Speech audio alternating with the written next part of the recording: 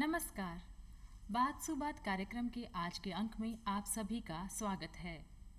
आज हम बात करेंगे देश के उत्तर पूर्व में बसे एक बेहद खूबसूरत राज्य असम के बारे में। असम के रोचक तथ्यों और राजस्थान और असम की साझी विरासत को समझने के लिए आज हमारे साथ स्टूडियो में मौजूद हैं असम में पले बड़े और लंबे समय से राजस्थान में रह रहे मूर्तिकार और एनिमेटर श्री गौतम कुमार गोस्वामी जी। गौतम जी, आपका बहुत बहुत स्वागत है आज के कार्यक्रम में। नमस्कार मंसू जी, धन्यवाद। आज हम सबसे पहले इनसे यही से बात शुरू करते हैं कि असम की जो भौगोलिक स्थिति है, वहाँ की जो संस्कृति है, वहाँ की जो प्रकृति है, वो बहुत ही ज़्यादा समृद्ध है। 5 राष्ट्रीय उद्यानों और 18 वन्यजीव अभ्यारण्यों से समृद्ध संस्कृति को देखते हुए, प्रकृति को देखते हुए असम के बारे में आप हमें क्या बताना चाहेंगे? वहाँ की जो प्रकृति है उसके बारे में।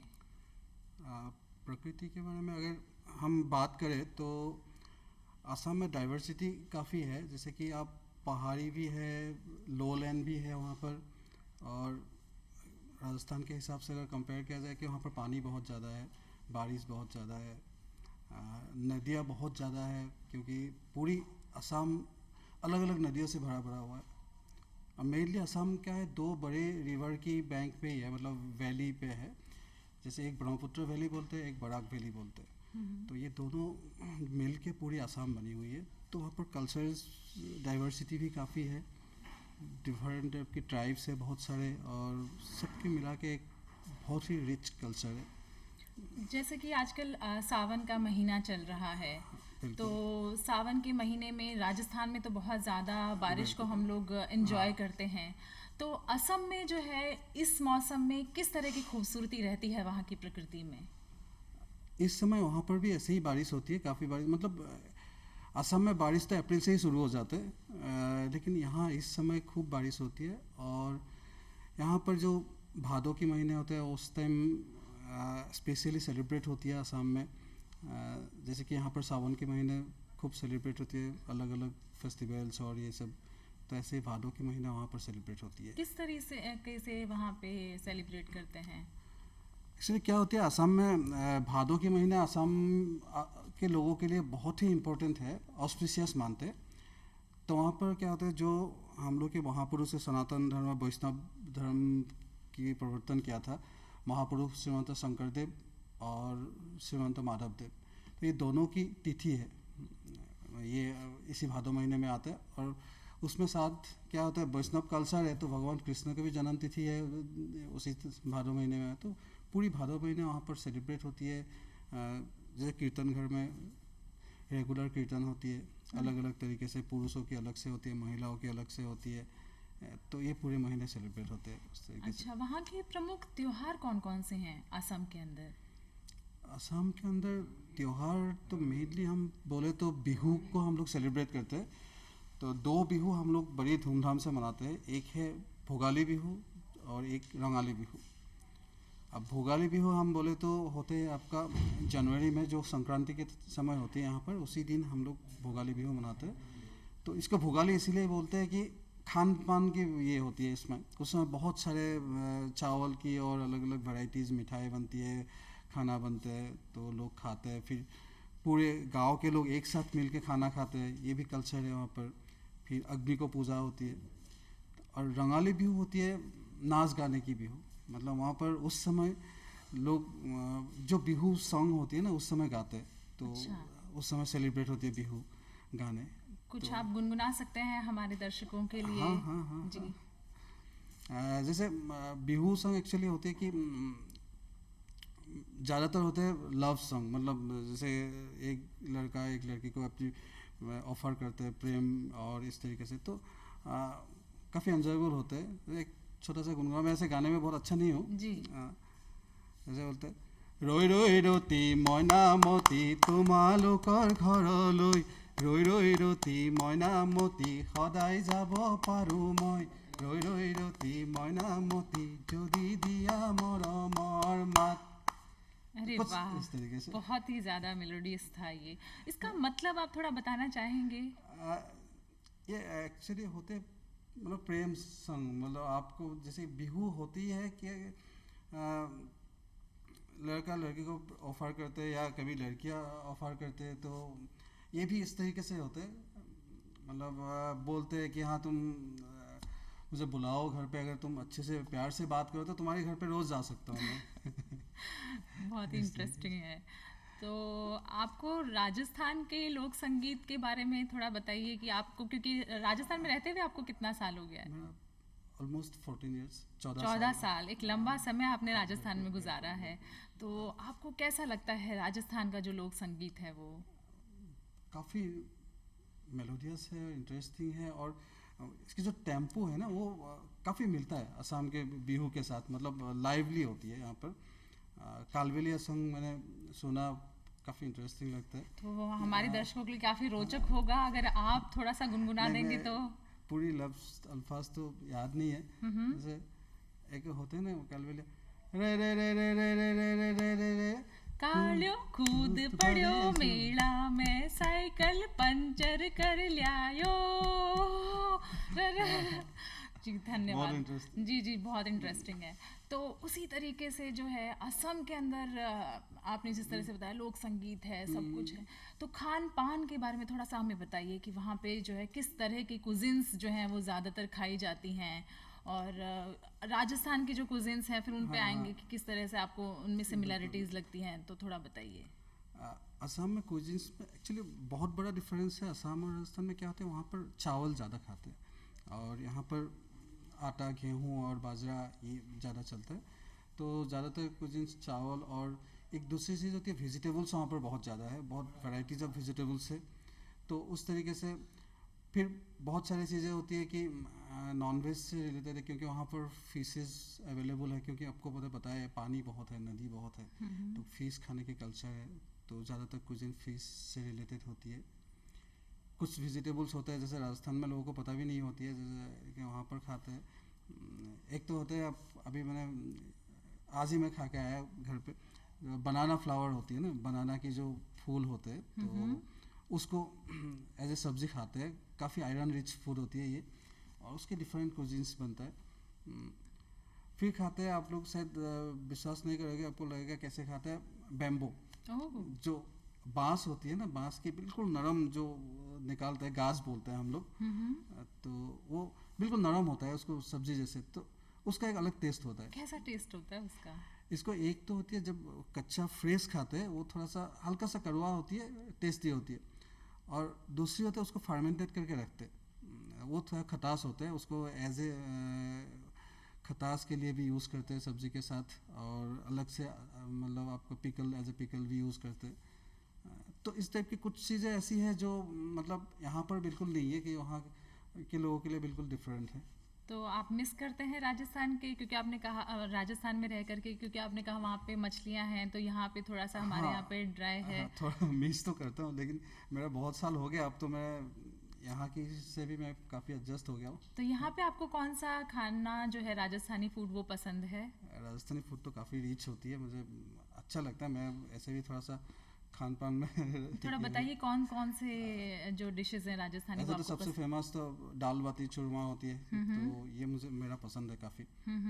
अक्सर मैं कभी कभार बाहर जाके हम लोग खाते भी है, और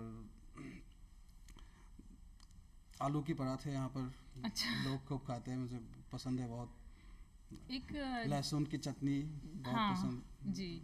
तो राजस्थानी जो फूड है वो थोड़ा सा कहा जाता है थोड़ा सा तीखा, मिर्च मसाला जो हाँ, है राजस्थानी लोग ज़्यादा खाते हैं। बिल्कुल। तो असम से ज़्यादा है यहाँ पे तीखा मिर्च ज़्यादा मसाला, ज़्यादा तो वो ज़्यादा आपको खाते हैं। कैसा लगता है? अब खाने में तो अच्छा लगता है, लेकिन हाँ तीखा थोड़ा सा मैं कम ही खाता हूँ, बट अच्छा लगता है। जैसे अभी मैं वहाँ पर बीकानेर गया था 1-2 साल पहले, तो जिस होटल में रहा था, तो होटल की जो रेस्टोरेंट थे वहाँ पर जो मालिक था, वो काफ़ी प्यार से मतलब खिलाते थे राजस्थानी फूड। ये सर आपको आज ये खिलाता हूँ, आज ये खिलाता हूँ। और रोज़ सुबह मैं उसको बोल रहा था, सुबह ब्रेकफास्ट में मुझे आलू के पराठा और लहसुन की चटनी। तो दिसंबर के महीने में मैं लहसुन की चटनी से तो पूरा पसीना पसीना हो जाता था लेकिन अच्छा लगता था बहुत। जी। और अगर हम खान पान की बात करें और ऐसे में चाय की बात नहीं हो, ऐसा तो हो ही नहीं सकता है। असम की चाय तो पूरे देश विदेश में फेमस है। तो आप थोड़ा वहाँ की चाय के बारे में बताइए, क्या वहाँ पे हर घर में रोज सुबह शाम चाय पीते हैं हाँ या हाँ। कैसा कल्चर है चाय वहाँ पे? मतलब चाय वहाँ पर एक कॉमन चीज़ें है, सुबह शाम या कभी भी हो, जैसे कि घर पे कोई आए तो बिना चाय मतलब वहाँ पर एक हम लोग के बचपन में हम लोग जो देखा, अभी तो खैर टाइम के साथ बहुत सारे चेंजेस भी हो गया, लेकिन बचपन से हम लोग ने ये देखा कि चाय के लिए पूछते नहीं है, अच्छा। चाय ला के सामने रखते ओह। मतलब कोई आके बैठा बात किया तो ऐसा नहीं कि आप चाय पियोगे क्या, वो कल्चर नहीं है, आके चाय सामने रखते ओके। तो मतलब चाय किस तरह से बनाते हैं? वही दूध से बनाते हैं या किस तरह से बनाते हैं वहाँ चाय? नहीं, अब दूध से भी बनाते हैं, कुछ लोग दूध के साथ नहीं खाते, ब्लैक टी पीते हैं। जो लिकर होती है ना, उसको थोड़ा सा हल्का, इतना कड़ा नहीं बनाते, लाइट बनाते हैं, तो चीनी और नींबू डाल के ऐसे, और दूध के साथ जो यहाँ पर पीते हैं ऐसे तो पीते ही है। अच्छा, कोई वहाँ पे ट्रेडिशनल तरीका है चाय बनाने का या वही सिंपल तरीका चाय बनाने का होता नहीं, है? ट्रेडिशनल मतलब एक्चुअली क्या है, हम लोग बचपन में जो देखा था ना, आजकल थोड़ा सा अलग तरीके से बनाते हैं लोग। बचपन में हम लोग का क्या होता है, चाय कभी उबालते नहीं थे। अच्छा। जैसे यहाँ पर उबाल के बनाने की एक ट्रेडिशन है, वहाँ पर उबालते नहीं थे। वहाँ पर क्या है, दूध अलग से गर्म किया जाता था और दूध को थोड़ा सा गर्म करके गाढ़ा किया जाता, और चाय की लीकर अलग से बना के उस पर दूध डाल के मिक्स करते थे। लिकर कैसे बनाते हैं चाय का? ठीक है, छाननी में उसकी स्टेनर में चाय पत्ती डालते थे और उबला हुआ पानी ऊपर से डालते थे। अच्छा। और उसके ऊपर दूध डालते थे और तो ये चीनी ट्रेडिशनल according- तरीका। ये हम लोग का ओरिजिन तरीका होता है, इस तरीके से बनाते थे। राजस्थान में छाछ राबड़ी खाई है आपने? हाँ बिल्कुल। क्योंकि यहाँ पे मेरे ख्याल से ड्राई है तो इस वजह से हम लोग छाछ को ज्यादा प्रेफरेंस देते हैं। हाँ हाँ, घी यहाँ पर ज़्यादा खाया जाता है, हम लोग असम में घी कम खाते हैं कंपेरेटिवली। अच्छा। खैर इसका रीज़न भी होती है, जैसे ऑयल इंटेक्ट हमें जितनी ज़रूरत होती है, असम में जो लोग नॉन वेजिटेरियन होते हैं, फिश वगैरह से एक ऑयल कंटेंट हम लोग के अंदर आ जाता है, तो घी ज्यादातर ये जलवायु की वजह से हाँ, बिल्कुल, बिल्कुल, ऐसा ये वजह होता की है। वजह से। तो आपको अब राजस्थान की जलवायु सूट कर गई है? हाँ, तो इसलिए इतने साल रह रहा हूँ। राजस्थान में आप कहाँ कहाँ घूमे हैं? मैं राजस्थान के, आप देखो, उदयपुर मुझे बहुत पसंद है। उदयपुर मैंने 2-3 बार गया, बहुत अच्छा लगा, क्योंकि वो मुझे अच्छा लगा एक डिफरेंट वे में, क्योंकि उसके वेदर थोड़ा आसाम से सिमिलर है, मिलता है, बारिश वगैरह ज़्यादा है कंपेरेटिवली। माउंट आबू बहुत अच्छा लगा। फिर मैं जैसलमेर गया, बहुत अच्छा लगा मुझे। मतलब वहाँ की एनवायरनमेंट, मिट्टी, रंग, जो पूरी जैसलमेर में गोल्डन कलर, तो वो काफ़ी तो अच्छा असम के लगा। लोगों के लिए तो वैसे भी बहुत नया होगा नया, एकदम रेगिस्तान को हाँ, देखना। वहां पर तो इतनी नदियां, हरा भरा है, हाँ, ये सब। हाँ, ये डिफरेंस है दोनों जगह में, दोनों की अलग अलग चार्म है, मज़ा है। जी। तो राजस्थान में आप इतनी जगह पे घूमे हैं, तो असम के बारे में हमें थोड़ा बताइए कि पर्यटन की दृष्टि से वहाँ पर जो है कौन सी ऐसी चीज़ें हैं जो बहुत ज़्यादा फेमस हैं? क्योंकि हम लोग जो राजस्थानी लोग हैं वो कोशिश करते हैं कि असम की जो प्राकृतिक सुंदरता या वहाँ की जो संस्कृति है उसको समझने के लिए, वहाँ जानने के लिए, तो कौन सा ऐसा टाइम है जहाँ जब वहाँ जाना ज़्यादा अच्छा है, या कौन सी ऐसी चीज़ें हैं जो पर्यटकों को वहाँ पर जाके देखनी चाहिए? देखिए, आसाम के अगर आप कोई विज़िट करना चाहे तो मैं तो सजेस्ट करता हूँ विंटर सीजन बेस्ट है, क्योंकि बारिश वहाँ पर खूब ज़्यादा होते हैं। तो नॉर्मली ये जो सीज़न है, इस टाइम फ्लड वगैरह होता है, जगह जगह पे रास्ता बंद हो जाता है, तो कहीं अगर घूमने जाए तो काफ़ी दिक्कतें आती है। तो बेस्ट टाइम विंटर सीजन होती है, जब बारिश कम होती है, तो आप बहुत अच्छे से घूम सकते हो, और कंपेरेटिवली सर्दी भी यहाँ से कम है। और वहाँ पर जगह आप बताया जाए तो देखो, एक तो गुवाहाटी में ही है, कामाख्या टेम्पल है। अच्छा। काफ़ी फेमस मंदिर है। क्या विशेषता है कामाख्या टेम्पल की? क्यों वो इतना ज़्यादा प्रसिद्ध है? कामाख्या टेम्पल एक्चुअली क्या है, जो भगवान शिव जी की सती जब की थी, तो भगवान शिव जी ने उसको लेके तांडव डांस किया था, तो उस टाइम ये उसकी एक अंग, मतलब शक्तिपीठ के रूप में वहाँ पर है, तो इसीलिए काफ़ी फेमस है। और वहाँ पर एक अम्बुबासी मेला होती है, तो अम्बुबासी मेला होती है अभी 1 महीने हो गए, जून के टाइम पे होती है। तो उस टाइम वहाँ पर बहुत जगह से लोग, साधु सन्यासी आते हैं, मेला होता है। इंटरेस्टिंगली उस दौरान मंदिर की दरवाज़ा बंद रहता है, अच्छा, मंदिर में दर्शन नहीं होती है उस टाइम, मेले के टाइम पे? मेले के टाइम पे ओह, मंदिर की दर्शन नहीं होती है। उसके बाद दर्शन के लिए लोगों का भीड़ पहले से लगा हुआ था और मेला होता है। अच्छा, वो एक्चुअली कॉन्सेप्ट ये है कि भगवान माता की उस टाइम ये जो हम लोग बोलते हैं ना साल भर में एक रेस्ट पीरियड होती है जो फीमेल नेचुरल जो मंथली प्रोसेस होती है ना उस सिस्टम के पार्ट मानते हैं, तो इसीलिए उस टाइम बहुत बारिश भी होते हैं और उस टाइम माता के दर्शन नहीं होते, माता को वहाँ पर अकेले रहने देते हैं। और मिट्टी को हम लोग उस टाइम काटते नहीं, आसाम में पूरे लोग मंदिर में किसी के घर पे पूजा नहीं होती उस टाइम। अच्छा, उस दौरान मंदिर के अंदर जा प्रवेश नहीं करते, मिट्टी नहीं काटते और उस टाइम ये कामाख्या को लेके ये पूरी कल्चर है। अच्छा। तो वहाँ पे जो है एक थोड़ा सा मेरे दिमाग में एक क्वेश्चन उठ रहा था कि वहाँ पे जो प्रसाद है मंदिर में, तो वो किस तरह का दिया जाता है? हाँ, प्रसाद ये भी एक इंटरेस्टिंग है। वो प्रसाद मैंने कहीं और कहीं देखा नहीं मैं। वहाँ फ्रूट्स और एक्चुअली कच्चे प्रसाद ज़्यादा दिया जाए, रेगुलर जो देते हैं ना वो होती है चने और मूंग होती है मेनली, तो उसको जैसे पानी में भिगो के रखते हैं ना वो होती है, और उसके बाद उसके साथ फ्रूट्स होता है और फ्रूट्स भी उस तरीके से दिया जाता है जैसे कि उसके साथ केला। एक तो चावल होती है, चावल कहते हैं कि डाइजेशन के लिए ये जो चने होती है ना वो डाइजेशन में हेल्प करते हैं। नारियल होता है, फिर नेक्स्ट होता है केला, मस्त होना ही पड़ेगा, और गन्ना होना पड़ेगा।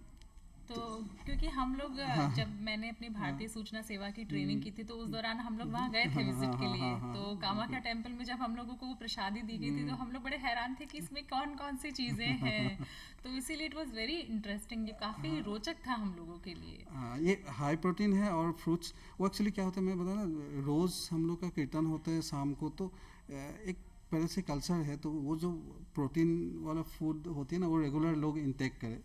और उसके साथ बनाना डाइजेशन के लिए होते हैं, गन्ना उसके लिए होती है कि आप खाने के बाद दांत साफ होती है गन्ना चबाने से। तो अब हम जानना चाहेंगे वेशभूषा के बारे में थोड़ी बात करते हैं कि वहाँ पे जो महिलाएं हैं या पुरुष हैं वो किस तरीके के परिधान पहनते हैं? देखिए पुरुषों के तो ड्रेस में बहुत ज़्यादा वैरायटीज़ नहीं है। जो ट्रेडिशनल ड्रेस के हिसाब से तो धोती और कुर्ता होते हैं। हाँ, कुर्ता में अलग अलग होती है, जैसे एक असम की सिल्क होते हैं, एक मूगा बोलते हैं जो सिर्फ वर्ल्ड में मेरे सिर्फ ख्याल असम से में आपने जो ये गले में पहन रखा है ये भी कुछ वैसा ही हाँ, पारंपरिक ये है। गमछा है, इसको ये एक्चुअली एज ए रेस्पेक्ट भी यूज़ किया जाता है। इसे गमछा ही कहते हैं क्योंकि हमारे यहाँ पे भी हाँ, गमछे जैसा यूज करते हाँ, हैं। गमछा वर्ड है, वर्ड वही है, हम लोग आसामीज में प्रोनाउंसिएशन थोड़ा सा डिफरेंट है, गामोसा बोलते हैं। गामोसा, तो थोड़ा उसमें भी सिमिलैरिटी है, हाँ, गमछा गामोसा। मीनिंग सेम ही है। अच्छा। बस वो मतलब ये क्या होती है, इसको कहीं जैसे हम लोग पूजा में भी इसको यूज़ किया जाता है और किसी बड़ों को रेस्पेक्ट देने के लिए भी यूज़ किया जाता है। और बड़ी इंटरेस्टिंग है, बिहू के टाइम पे ये बड़ों को रेस्पेक्ट देने के लिए भी दिया जाता है, और ट्रेडिशनली लड़कियां खुद इसको बनाते हैं, मतलब वेव करके उसको अपने जो जिससे प्रेम करते हैं अच्छा। उसको दिया जाता है, और बिहू के दिन उसको अगर नहीं दिया इसका मतलब है वो दुखी हो जाते हैं। अच्छा। ये ट्रेडिशन है मतलब। तो इस पे जो ये लाल कलर का हाँ। ये एम्ब्रॉयडरी कर रखी है, ये किस तरीके का है? मतलब किस तरह के वहाँ पे ज़्यादा वो यूज़ करते हैं, किस तरह की कलाकृतियाँ बनाई जाती हैं? ये मोटिफ तो अलग अलग से बनाते हैं, मतलब गामसा में ये बनाया जाता है, कुछ गामसा में दोनों तरफ होता है, एक तरफ होते हैं, और मेनली कॉटन का ही होता है वाइट, लेकिन ये जो है ये थोड़ा सा असम सिल्क और कॉटन मिक्स है।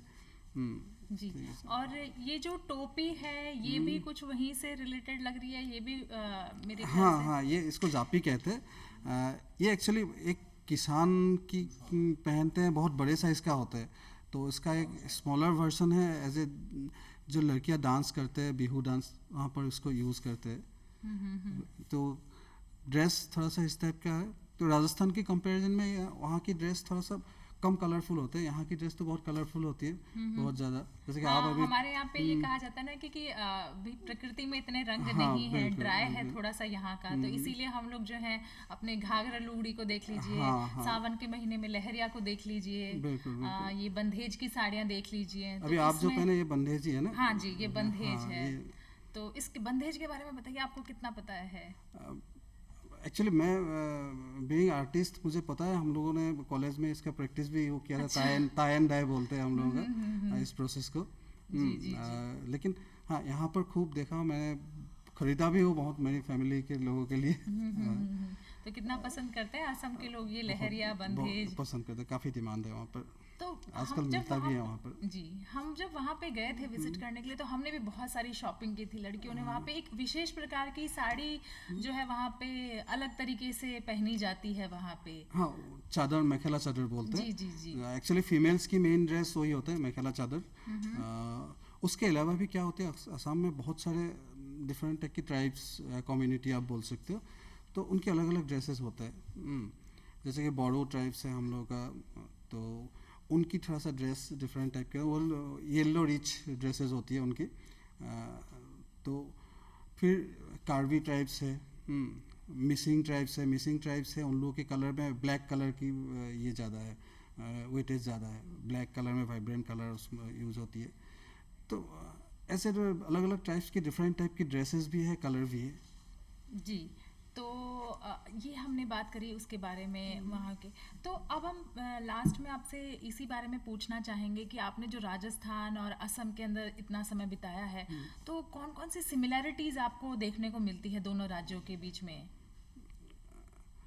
सिमिलरिटीज़ तो एक सबसे बड़ी सिमिलरिटीज़ ये है कि अब देखो, हॉस्पिटैलिटी, यहाँ के लोग भी काफ़ी हॉस्पिटैलिटी में आगे हैं। मतलब मैं आज इतने साल से रह रहा हूँ, बहुत अच्छा लग रहा है यहाँ के लोगों को। और असम में भी आप जाओ तो लोग अपना लेते हैं लोगों को सीधा, और यहाँ के लोग भी, राजस्थान के लोग भी अपना लेते हैं। बाहर के लोग कभी फील नहीं होता, जैसे मैं अब इतने साल यहाँ पर रह रहा हूँ तो मुझे फील नहीं होता कि मैं बाहर वाला हूँ। तो हमारे यहाँ पे तो पधारो हमारा देश हाँ, करके बिल्कुल। स्वागत करते हैं। वहाँ पे किस तरह से स्वागत करते हैं असम में? असम में ऐसा कोई वो नहीं है, वर्ड नहीं है। ऐसे बोलते हैं तो स्वागतम बोलते हैं। तो लेकिन यहाँ पर वही चीज़ है कि असम, आप कोई भी जाए असम में रहे तो अपना लेते हैं। जैसे कि बहुत लोग यहाँ पर, आप देखो असम में हम लोग शिल्पी दिवस मनाते हैं, तो ज्योति प्रसाद अग्रवाला यहाँ की राजस्थान ओरिजिन है, तो उनकी मतलब फोरफादर यहाँ से गया था, तो असम में वो लोग मतलब असमीज़ पोएट्री और उससे लेके असम कल्चर के, पूरे असमीज़ कल्चर ही हो गया था। तो उसकी फादर और चाचा जी असम के फेमस पोएट था।